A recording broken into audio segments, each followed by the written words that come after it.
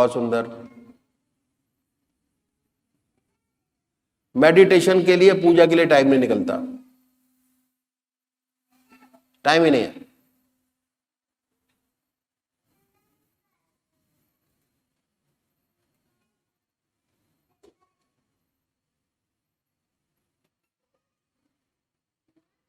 कैसे निकालेंगे टाइम? भाई सबसे बड़ी बात यह है कि परमात्मा ने हमें ये कृपा की हमारे ऊपर।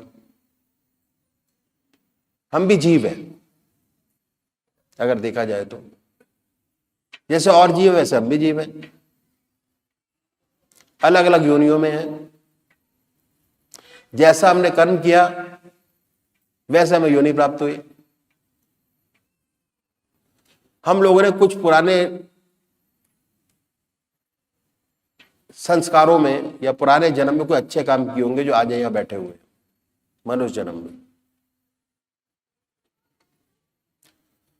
तो हमारे महाराज जी कहते थे कि भाई आधा घंटा सुबह और शाम को, आधा घंटा सुबह अपने इष्ट देव का या अपने भगवान का या अपनी नेचर का आपको शुक्रिया अदा करना चाहिए कि हे परमात्मा, तूने अगला दिन दिखा दिया हमको। ये तो करना ही करना है। आधा घंटा सुबह और आधा घंटा सायकाल, ये मस्ट करना है। अब कहते हैं टाइम नहीं है, तो ये टाइम मैनेजमेंट है।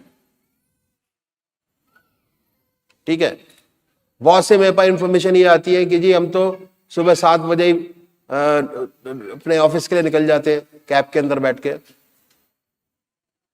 तो कैब के अंदर बैठ के बड़े आराम से मेडिटेट कर सकते हो।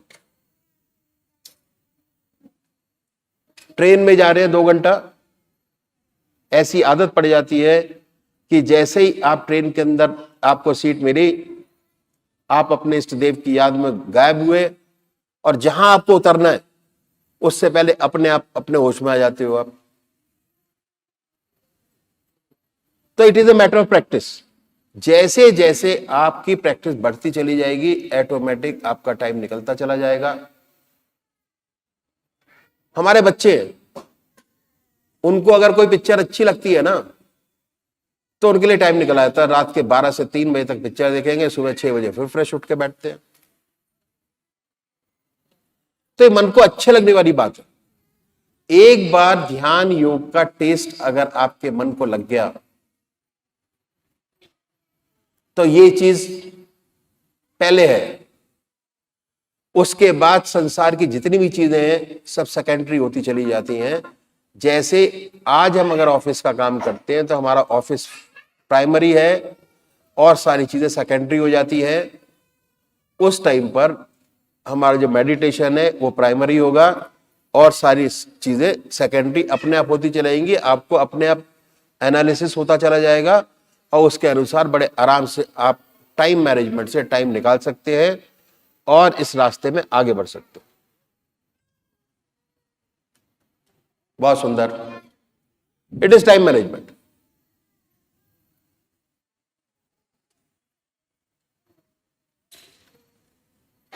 सभी भाई लोग हैं कहीं ना कहीं किसी ऑफिस से किसी उससे अटैच रहे। मैं भी एक ऑफिस के अंदर था, कोई टाइम नहीं था आने जाने का, मगर होता क्या था, जैसे ही गाड़ी में बैठो ऑटोमेटिक ध्यान लग जाए अपने आप, और जहां उतरना होता था उससे पहले ऑटोमेटिक अपने आप ध्यान खुल जाता था। और काम में कभी भी आप ये सोचे कि अगर मेडिटेशन करेंगे उसमें टाइम देंगे तो हमारा टाइम खराब होगा। टाइम खराब नहीं होता, टाइम गेन होता है हमेशा। जो काम हम 8 घंटे में करते हैं, या हमारे महाराज जी जो नॉर्मल वे में 8 घंटे में करते थे, उनका काम 3 घंटे में पूरा हो जाता था। जो नींद लोग 8-8 घंटे लेते हैं, उनकी नींद 3 घंटे में पूरी हो जाती है। 3 घंटे से ज्यादा नहीं, 11 से 2:30 या 3:30। 3:30 बजे उठे, उसके बाद उन्होंने अपना ब्रश किया, कुल्ला किया, मुंह हाथ धोया, माला उठाई, बैठ गए। 3 साढ़े 3 बजे। उसके बाद 6 बजे जब बच्चे उठे, उन्होंने तकिया लगाया, 1 घंटे के लिए नींद ले ली, लेट गए। दिस इज टाइम मैनेजमेंट, कि कैसे अपने आप को हम इस रास्ते में आगे बढ़ाएंगे, ये आपके ऊपर है। आपकी आत्मा को जो चीज अच्छी लगती है वही हम करते हैं, उसी को फॉलो करते हैं। तो उनका रूटीन ये था, 3 घंटे 3.5 घंटे से ज्यादा लेटते नहीं थे वो। और इतना ध्यान लगता था उनका, प्रैक्टिकली मैं आपको बता रहा हूं, इतना ध्यान लगता था कि जो टाइम्स ऑफ इंडिया में पजल आती है, लास्ट में वो सॉल्व करते थे ध्यान को हटाने के लिए। इतना गहरा ध्यान लगता था। खाने के लिए उनको हिलाना पड़ता था कि बाबा जी खाना तैयार हो गया। 2 ग्रास लिए, फिर ध्यान में चले गए, फिर हिलाना पड़ता था कि अभी तो आधा खाना रह गया आपका। इतना गहरा ध्यान, प्रैक्टिकल।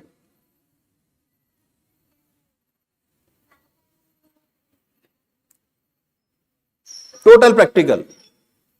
और जब तक प्रैक्टिकल नहीं करेंगे, आपका लेसन पक्का नहीं होगा, अधूरा रह जाएगा। ज्ञान मिलेगा पढ़ने से, अनुभव नहीं होगा। और जब ज्ञान मिलेगा तो भटक भी सकते हैं उस ज्ञान के अंदर, पहली चीज। दूसरी चीज क्या है कि ऐसे आदमी को पकड़िए, अगर इस रास्ते पे चलना है, जो इस रास्ते को अच्छी तरीके से जानता हो, गलत रास्ते में ना पड़ जाए कि आपके लिए मेंटल और हेल्थ प्रॉब्लम और शुरू हो जाए। बड़ी बारीक चीज है ये।